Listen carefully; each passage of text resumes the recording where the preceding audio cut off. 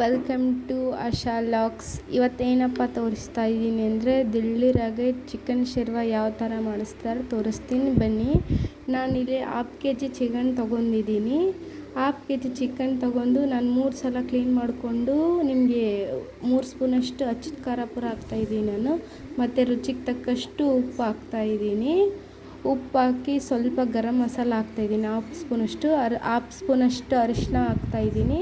ಹಾಕ್ಬಿಟ್ಟು ಚೆನ್ನಾಗಿ ಕಲಿಸ್ತಾ ಇದ್ದೀನಿ ನಾನು. ಚೆನ್ನಾಗಿ ಮಿಕ್ಸ್ ಮಾಡ್ಕೊಳ್ಳಿ. ನಿಮ್ಮ ಕೈಯಲ್ಲಿ ಎಷ್ಟು ಚೆನ್ನಾಗಿ ಮಿಕ್ಸ್ ಮಾಡ್ಕೊಳೋದೈತೆ ಅಷ್ಟು ಮಿಕ್ಸ್ ಮಾಡ್ಕೊಳ್ಳಿ. ಚೆನ್ನಾಗಿ ಮಿಕ್ಸ್ ಮಾಡ್ಕೊಳ್ಳಿ. ಇರ್ಕೋಬೇಕು ಚಿಕನ್, ಅದು ಉಪ್ಪು ಖಾರ ಎಲ್ಲ ಆ ಥರ ಮಿಕ್ಸ್ ಮಾಡ್ಕೊಳ್ಳಿ.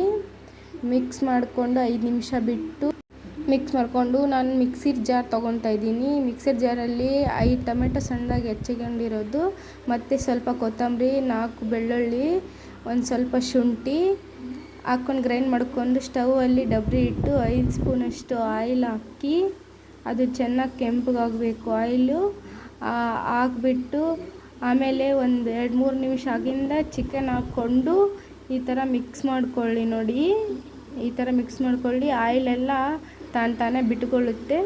ಬಿಟ್ಕೊಂಡು ನೋಡಿ ಚೆನ್ನಾಗಿ ಮಿಕ್ಸ್ ಮಾಡ್ಕೊಳ್ಳಿ. ಇನ್ನೊಂದು ಸಲ ಮಿಕ್ಸ್ ಮಾಡ್ಕೊಳ್ಳಿ. ಸ್ಪೂನ್ ತೊಗೊಂಡು ಮಿಕ್ಸ್ಗೆ ಹಾಕ್ಕೊಂಡು ಸ್ವಲ್ಪ ಮಸಾಲ ಮಾಡ್ಕೊಂಡಿದ್ವಲ್ಲ ಮಿಕ್ಸಿಗೆ ಅದು ಹಾಕಿ ಮಿಕ್ಸ್ ಮಾಡ್ಕೊಳ್ಳಿ. ಚಿಕನ್ಗೆ ಹಾಕಿ ಮಿಕ್ಸ್ ಮಾಡ್ಕೊಳ್ಳಿ. ಇನ್ನೊಂದು ಸಲ ನೋಡಿ ಈ ಥರ ಮಿಕ್ಸ್ ಮಾಡ್ಕೊಳ್ಳಿ. ಚೆನ್ನಾಗಿ ಮಿಕ್ಸ್ ಆಗಬೇಕು, ಅದು ಮಸಾಲ ಎಲ್ಲ ಇರ್ಕೋಬೇಕು.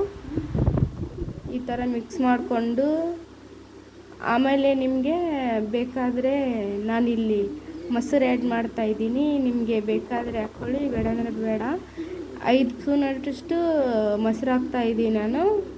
ಮೊಸರು ಹಾಕೋದು ಯಾಕಪ್ಪ ಅಂದರೆ ಸಾಫ್ಟಾಗಿ ಚಿಕನ್ ಬರುತ್ತೆ, ಅದಕ್ಕೆ ಹಾಕ್ತಾಯಿದ್ದೀನಿ. ಮತ್ತು ತಿನ್ನೋಕ್ಕೂ ಕೂಡ ರುಚಿಯಾಗಿರುತ್ತೆ, ಅದಕ್ಕೆ ಹಾಕ್ತಾಯಿದ್ದೀನಿ.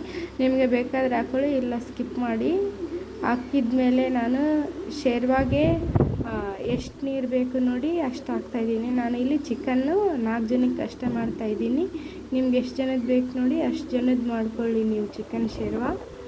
ಆಮೇಲೆ ನೀರು ಹಾಕ್ಬಿಟ್ಟು ಸ್ವಲ್ಪ ಗರಂ ಮಸಾಲ, ಧನಿಯಾ ಪೌಡ್ರ್ ಹಾಕ್ತಾಯಿದ್ದೀನಿ.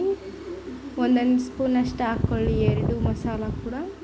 ಆಮೇಲೆ ನಾನು ಮಿಕ್ಸ್ ಮಾಡಲ್ಲ ಮಸಾಲ ಹಾಕಿಂದ, ಡಬ್ರಿ ಮುಚ್ಚಿಬಿಡಿ. ಮುಚ್ಚಿದ ಮೇಲೆ ಒಂದು 20 ನಿಮಿಷ ಕುದೀಲಿ. ನೋಡಿ ಇವಾಗ ಚಿಕನ್ ರೆಡಿಯಾಗಿದೆ ನಮ್ಮದು. ಯಾವ ಥರ ಕುದಿದೆ, ಆಯಿಲೆಲ್ಲ ಸೈಡ್ ಬಿಟ್ಟಿದೆ ನೋಡಿ, ಚೆನ್ನಾಗಿದೆ. ನೀವು ಒಂದು ಸಲ ಮಾಡ್ಕೊಂಡು ಟ್ರೈ ಮಾಡಿ.